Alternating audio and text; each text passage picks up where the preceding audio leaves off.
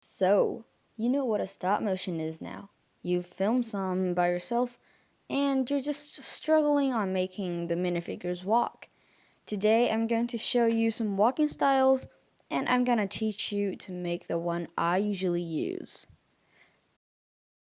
This one right here is okay, but no matter what you do, do not make the minifigures slide because they look horrible when they're sliding.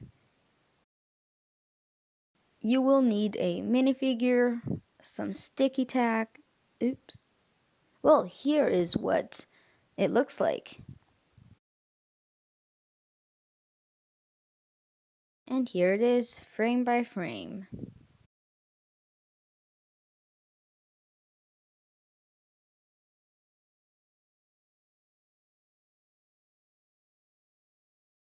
And you might be wondering, what is the sticky tack for?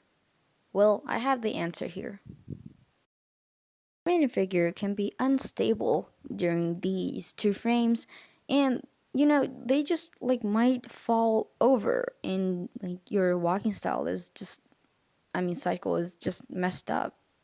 So if you learned something, please don't forget to like and subscribe to my channel. And I'm also hosting a stop motion contest right now.